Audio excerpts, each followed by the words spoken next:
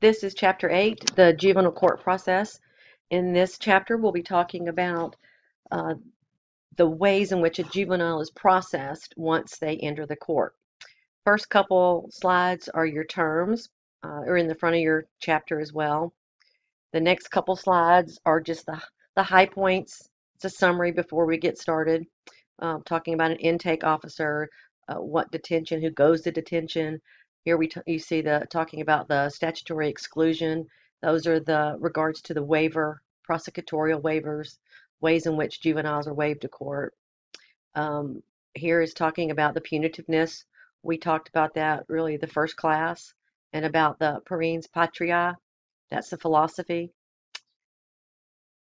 Okay. As we saw in Chapter 7, the police officer is the gatekeeper. They're the ones that have the first contact with the juvenile. When a juvenile is brought into custody, they can be either released back to their parents, which is the most common decision.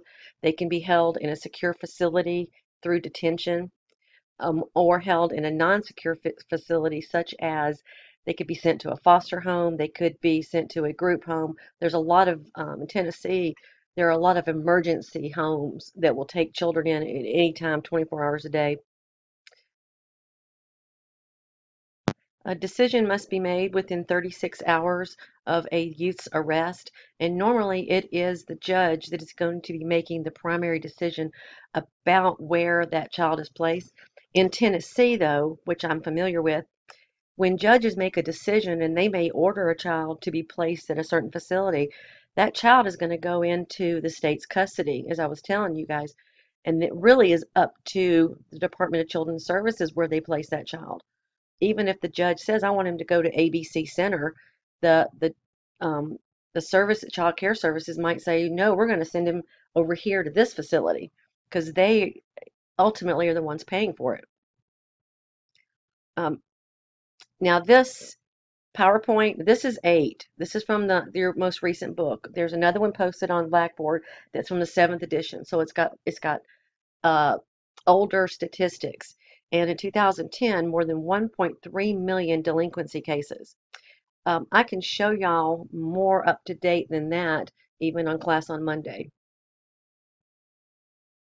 Something really interesting about the number of delinquency cases and those that are petitioned, which means they are adjudicated or sent to court. The number of courts of juveniles processed has decreased dramatically since the 1990s, but still it's the same amount, the same percentage that are petitioned. It ranges from 53 to 57% since the 1990s. Oops, sorry about that. Oops. Here we have the flow chart that shows you how those cases are processed. These are for delinquency cases. Remember, a delinquent case, they have committed a crime, an offense that would be a crime as an adult. So if we look here, we see of the number that are petitioned and not petitioned, and that was out of that 1.3 million. So you have over a higher percentage being petitioned. Of those, you have 1% that were waived to adult court, 58% that are adjudicated delinquent, and then those will be either placed in a secure facility, put on probation, or entitled to another sanction. They could get community sanction, they could get intensive probation, they could be placed in a group home. Of the ones that are not adjudicated, they will still, they could receive some sort of sanction like probation or supervision. Um, and also 60% of those that are not adjudicated are dismissed. Now, if you look at the ones that are not petitioned by the court, that means they're not adjudicated. They don't go through the court system, but they have still done something. So they could still receive probation. Now, remember what this means is these are the ones that are processed delinquent. These are not. So they could be status offenses, but they could have been found that they weren't harsh enough to warrant adjudication, but they still will have some kind of consequence. Um, Now this flow chart is for the status offenses, which remember are those behaviors that would not be a crime if the child was an adult. So you have 137,000 estimated petition status offenses. That's huge. of those status offenses, you have 56% that are adjudicated. And there was a law passed not too long ago that actually made it unconstitutional for a juvenile to be incarcerated on a status offense. But of that 56%, 8% are placed, 53 get probation, and then 39% get another sanction, which could be community placement, could be uh, house arrest, could be curfew, and those that are not adjudicated, they can still receive some sort of outcome, whether it's probation, a sanction, or completely dismissed. When we talk about detention, detention is really a temporary holding. When we hear of detention centers, in Tennessee, we have the detention center that is on the other side, on this side of Knoxville, and that really is a juvenile jail. They can be sentenced there for years. But normally, when we talk about detention, we talk about just a temporary holding for juveniles that either cannot go home. It's dangerous for them to go home. They could be deemed a threat to society, and therefore they are not dismissed. They could be held until they go to court. Remember, there's no bail, so they're either released to their parents or they're going to stay in detention awaiting trial. And look, as you can read these yourself, but crowding is a problem. Most of the cases involve black juveniles more so than white juveniles. And it depends on the state and the laws in that state. So it may stipulate that in a certain amount of time they have to receive a hearing. You cannot hold a juvenile as long as you can hold an adult. And one thing I didn't mention a couple slides back when we were talking about the waivers to adult court, prosecutors have a huge um, decision in whether a child is transferred to adult court. Remember, and we'll get into this more next week, but there are certain laws that have an automatic waiver. You commit a murder, you're automatically waived to adult court if you're above the age of 14. If you commit any criminal offense above the age of 16, you're automatically waived. It just depends on the state guidelines.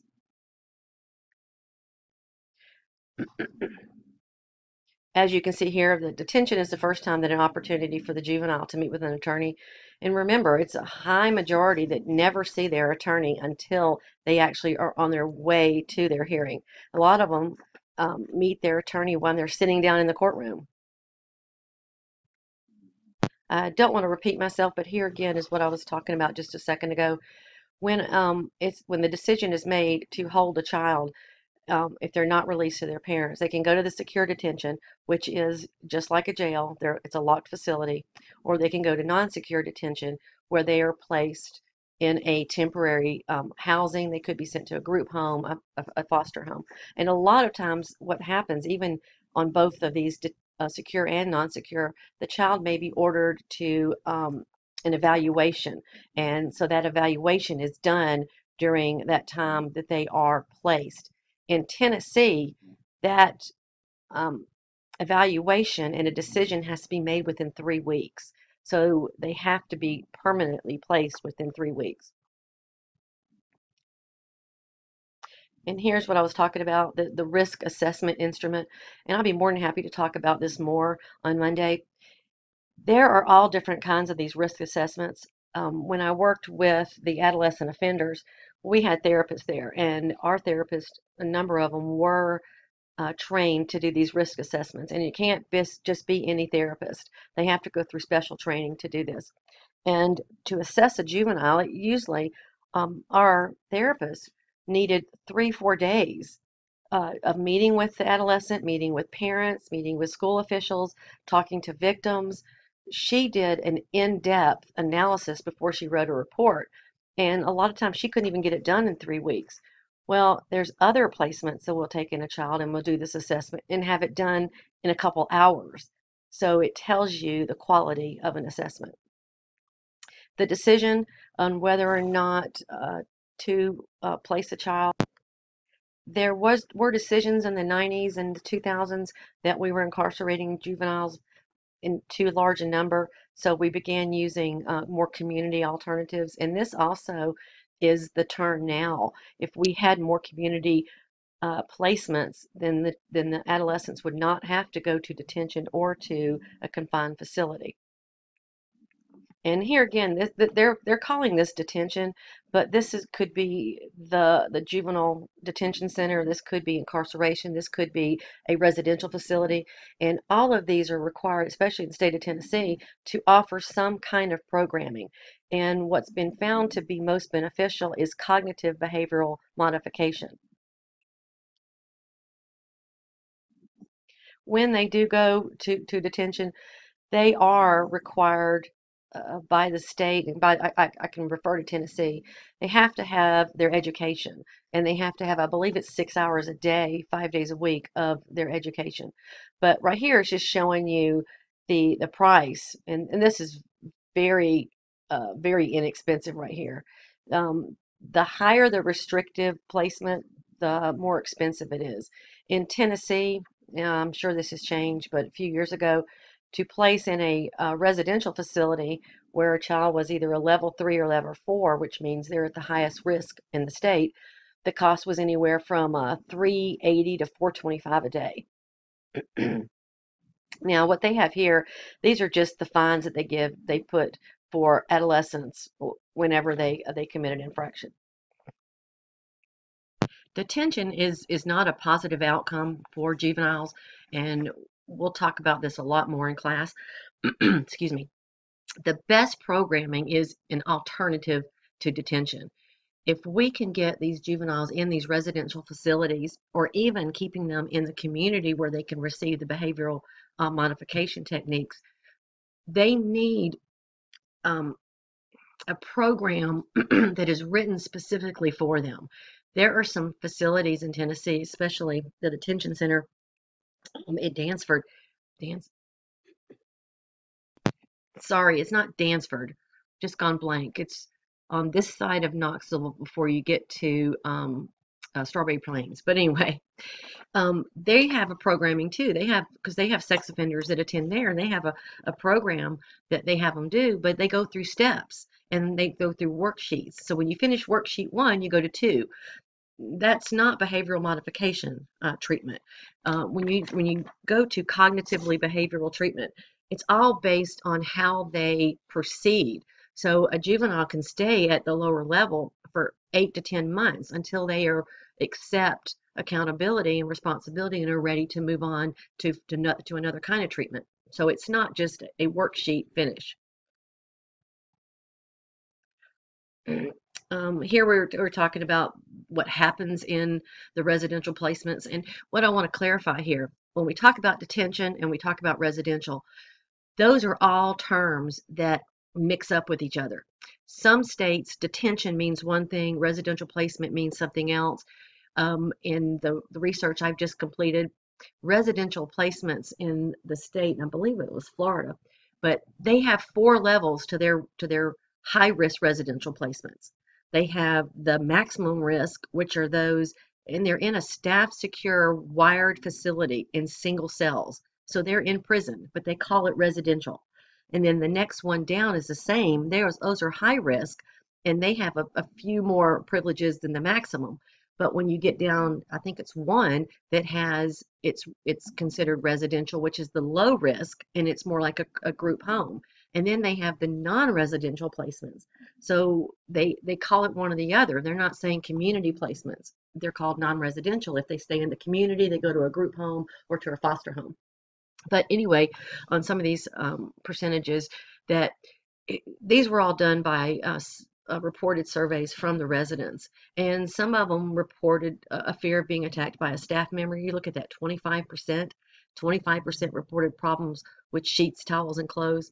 Now, all of these facilities, and like I said, it depends on the state. In Tennessee, they have to follow certain guidelines, and they are accredited or not. And they also, in order to receive funding from the state of Tennessee, you have to meet certain level of qualifications. And there's inspectors that come out on a planned visit and unplanned, and they look for these kind of things. And then they can fine the center, or they can even close the center. Alternatives to detention. The day evening centers, these, like I said, these names can be switched back and forth. Home detention is reserved for those that are awaiting court action. They could be under the supervision of a probation officer. They could be have those ankle um, bracelet thingies, and they could have be under home house arrest and have to stay home, only be allowed to go to school and back. Bail, as we said, is not an alternative for juveniles. Um, And as we said, it's not used now, but there's a lot of talk going on in the system about enacting bail, because we were talking just the other day about getting rid of the juvenile court system. And if you do that, you would have bail. But they're also looking at making the juvenile court look more like the adult court and taking away that parens patriae, which is, in place of parents. The intake decision, which relies usually on an individual, and they're called an intake officer. And when a juvenile is arrested, they will see the intake officer, and it's really up to that person to determine if they go to detention, if their behaviors warrant staying in detention. And normally, if they can reach a parent, the parent can pick them up. But if they have been arrested on a violent crime, they're going to stay in detention until their court date. Now, they are to consider the welfare of the child as well as the safety of the environment. And a lot of this is changing in some states, and prosecutors are actually getting more decision-making power on the decision of a juvenile, just on what they've done in their past, prior convictions, and of course the current offense. And in some states, it's entirely up to the prosecutor to waive them to adult court. They don't even have to go through a hearing if and this is on certain court in certain states. And many times the intake officer can make a decision on their own. They might decide to order restitution. They might determine that what they've done is really not doesn't warrant even going to court. Wait, maybe they stole a pack of gum and the officer arrested them. So sometimes the intake officer can dismiss it. They can send them over to court. They can order supervision. They can order restitution. We talked about the teen courts, and as I said, those are a part of the problem-solving courts, and they are considered a diversionary tactic. And I don't mean tactic. When we say diversion is the alternative to detention. We're looking at diversionary outcomes as opposed to placement. And if you see the community service is used quite frequently, and research does show that community service and community sanctions will reduce recidivism better than incarceration. It's a lot less expensive, and it's the best alternative for status offenses and minor delinquent offenses. And I'm talking a lot, and I don't mean to. This is a long PowerPoint, and I was trying to go through it quickly, but I'm not doing that. Also on drug courts, remember we talked that those are specialty courts when a juvenile has a drug offense or has a drug issue, and a lot of times this is determined through that risk assessment. They could be ordered to do a certain kind of treatment, like drug treatment, but we have the drug courts that deal primarily with getting that juvenile treatment. More on the drug courts. They are considered a deterrent and rehabilitative. The success is higher for graduates, but 46% drop out. When a child is ordered to a drug treatment facility or a drug treatment program, like you said, you have a lot of them that just stop going because, as we talked, there's not parents there to back them up. They don't have that supervision. There are other diversionary programs. We have juvenile mental health courts. We don't have one of those in Tennessee, but we have adult mental courts across, as well as we have one here in Johnson City. And victim offender mediation programs, we'll talk about that a lot when we talk about restorative justice in a couple chapters from now. But adolescents and juveniles respond a lot better to victim offender mediation and restorative justice programs than adults. And it holds them accountable to what they did and makes them um, file restitution. And it's an agreement. A victim offender mediation program is an agreement between the victim and the offender, and they both have to voluntarily agree to do this. But when they meet together, they come to an understanding to where the victim will say, this is what I need from you, and the offender says, okay, I'll do that. And they are very successful, like 97%. But as I said, it is voluntary, so the offender can't be forced to go to these. Oops. As I said a minute ago, the prosecutor is having a larger stake in the decision, and some of them use only the prosecutor to make the decision. Oh, and what it says here is if a probation officer decides to file a petition against a child, so say they've committed a minor offense, maybe they're even on probation, maybe they're not. As they go through the intake process, they meet with a probation officer possibly, and they could collaborate with the prosecutor and make a decision on intake and placement. The prosecutor's role, the role of the prosecutor is increasing. I'm not sure how I feel about that because once again, we're putting the decision into one person's hands. So if they can make the decision to waive a child to adult court, and one thing, I don't know if I mentioned this, which is important, this will be on your test, that um, once a juvenile is waived to adult court, they can no longer be seen in juvenile court. So even if they're waived to adult court for theft, and maybe the adult court dismisses it or gives them probation, anything they do after that point has to go to adult court. They are no longer adjudicated, no longer even seen in the juvenile court. Oops, sorry, my mouse isn't working. Come on, mouse. And as I said a minute ago, there's a lot of factors that will increase the likelihood of being petitioned.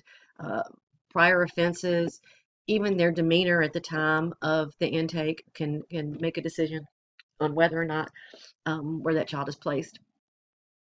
Race appears to also have an effect on intake decisions because we see that even though the number of minorities in prison are less than whites, there are more petitioned, a higher percentage of minorities are adjudicated. I missed one. In processing juveniles in adult criminal court, I'll make sure. Okay. As I said, there are many times that these offenders are being sent to adult court. And what's interesting too, they are not included in the recidivism rates. And as we read, that there is no national recidivism rate in this country, it's the states, and some states don't even report them.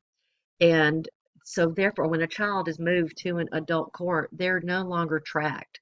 So they're no longer tracked as a juvenile. So, and we don't know what happens when they get to adult court.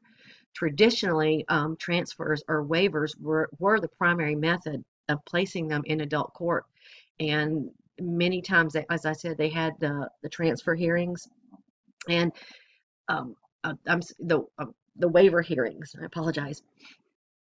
And remember, I mentioned the Supreme Court case that decided that a child cannot go through adjudication in the juvenile court and then be transferred because it's double jeopardy.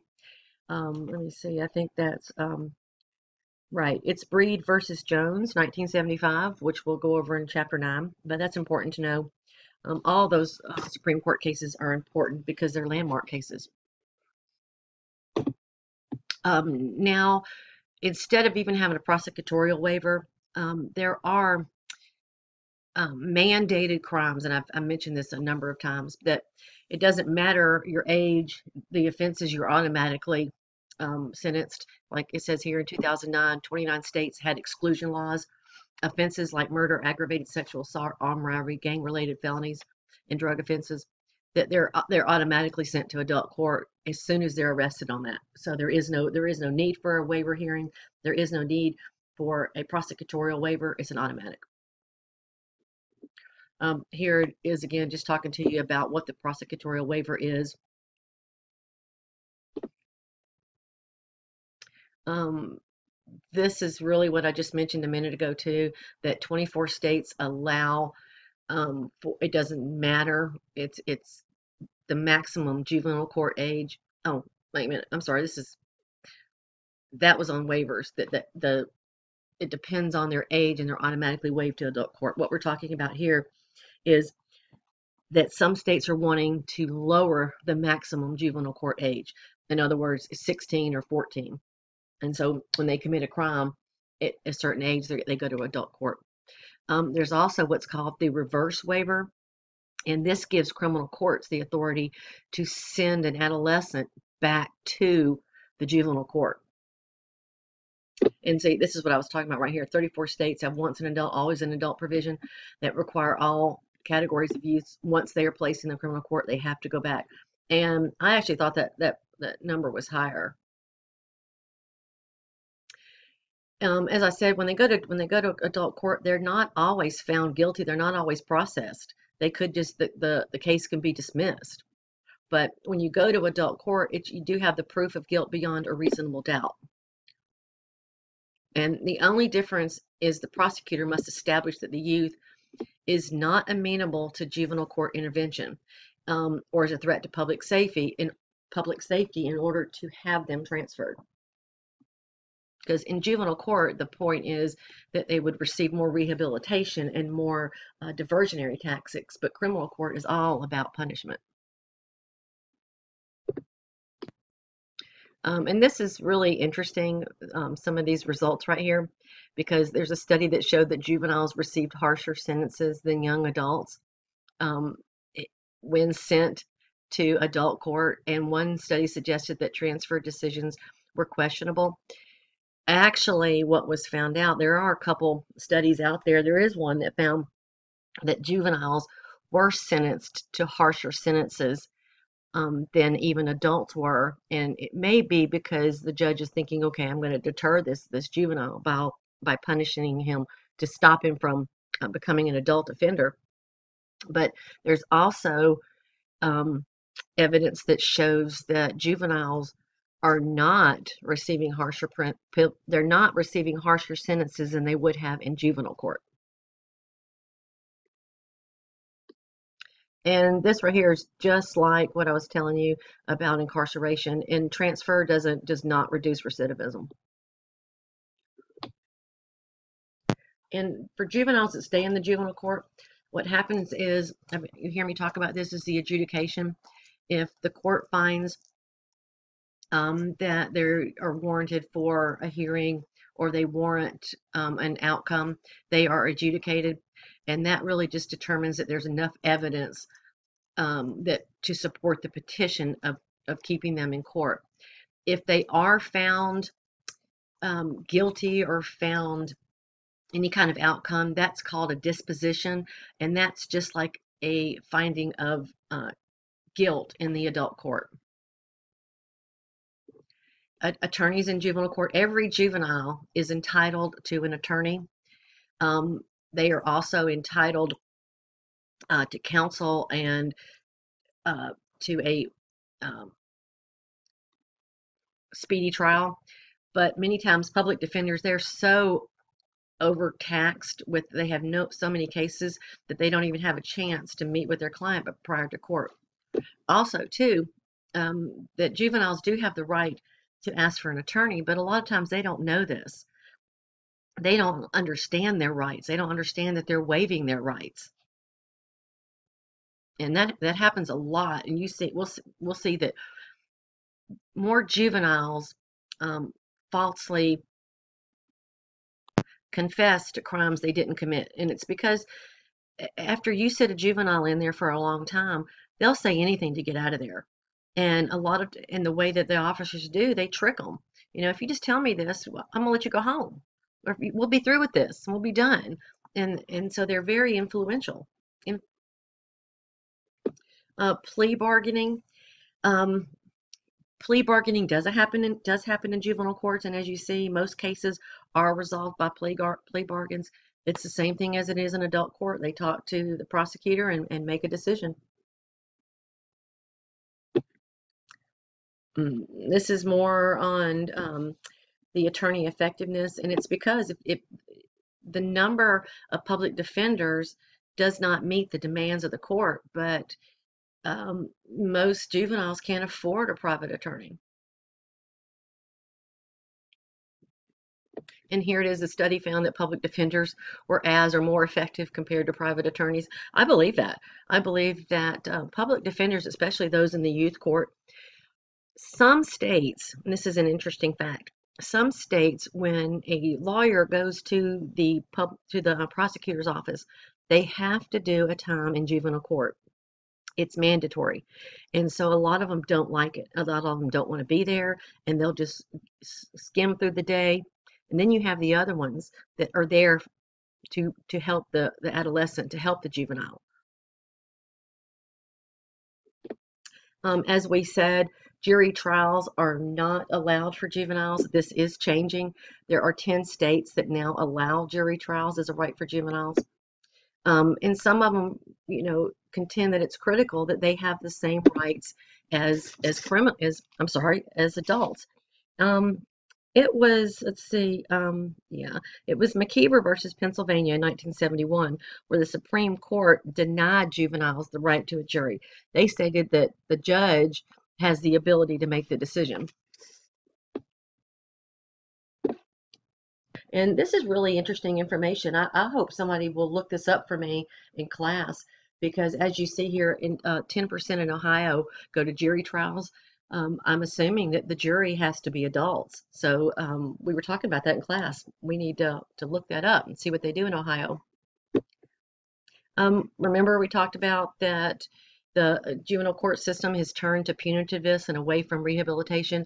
A lot of advocates are trying to change that, trying to get, as I said, those diversionary tactics. Many states have expanded provisions for processing them in adult court. And it's because it's this false public safety that we need to protect from juveniles, when really the juvenile violent crime has dropped dramatically. All juvenile crime has dropped. But that's just one of those myths. You just don't hear that in the media. Blended sentencing. Now, this is a new type of sentencing, and we see this already, where a juvenile is sentenced for a crime, and they're sentenced to so many years as a juvenile, and it's usually up until the age of 18, and then they're sent to the adult court to finish out their sentence. What's interesting, I have a number of articles where states are suspending their adult portion, and they're giving them a chance because they were so good in the juvenile court. They've determined, and this is what blended sentencing is. States have the right to do that. A judge will hear the case again before the juvenile is transferred, and can make that decision then to either continue their sentence in adult court, or to allow them release at the age of 18. There are different types of blended sentencing. There's the sentences that are handled in juvenile court. There's those that are handled in adult court. There's some that are handled in both courts. Okay, bear with me. I know we're up to slide 51 to 55. We're almost there. We talked about that juvenile court records are closed to the public, as well as the proceedings. Whenever there's a juvenile that is seen in front of a judge, they're closed to the public. Well, now there are some states that are changing that, and they're allowing the public to be present for some cases. When you attend juvenile court, and here in this area, for instance, the only people that are permitted in court are the juveniles and their families. But you can be in there while another case is heard. So it happens even now.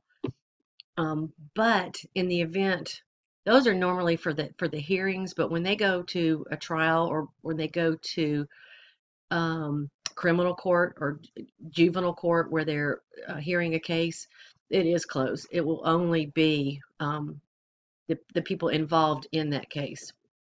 And here it talks about the quasi-adults, but we already kind of talked about that.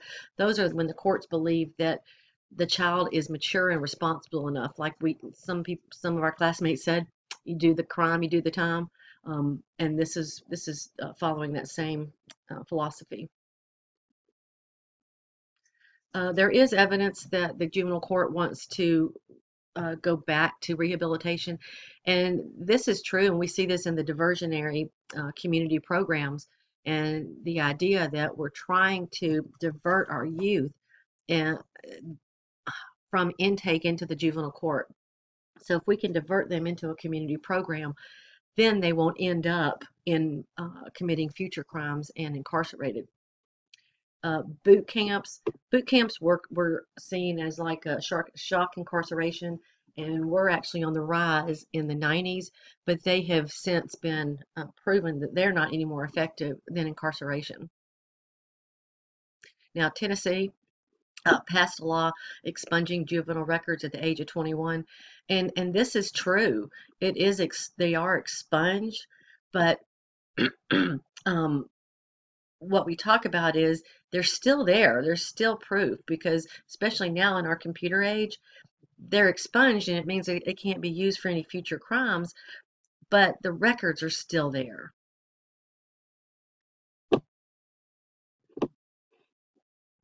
There are a number of studies available on intake decisions, and in fact, there's a really good one that surveyed judges and really on how they decide a case. But the studies show that race does affect the disposition, and how that juvenile, whether they're even adjudicated and how they're disposed of. Disposed means the disposition, the sentencing part. Females receive more severe dispositions than males for minor offenses. This has happened for quite a while. And remember, we were talking about gender. There are a lot more males in the system than females, but females are committing a higher percentage of violent offenses than males. And females too, when they get in the system, they are much harder than males. You wouldn't think that, but females, I would much rather work with males than females.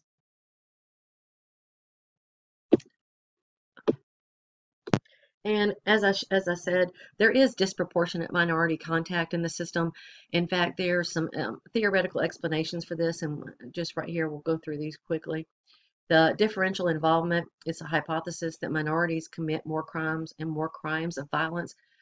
Not sure if this is true, but we know is there are more. Sorry, that was my phone ringing.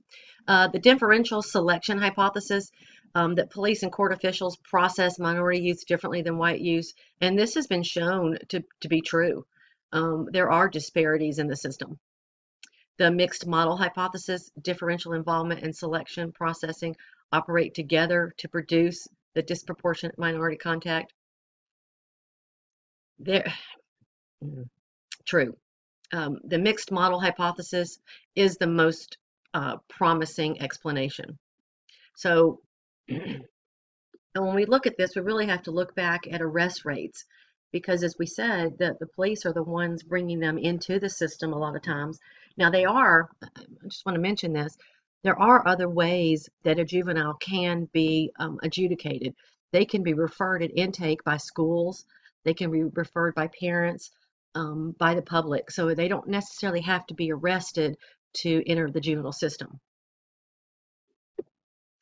And the last slide, dispositional decision making. There are some really good studies on sentencing outcomes, and they compare geographical area. And this has been proven to be very true.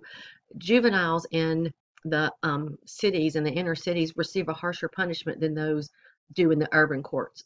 The urban courts are more informal. They lack that mechanism. They're also slower. So, but it is shown that the youth in an inner city will receive a harsher punishment. All right, that's it.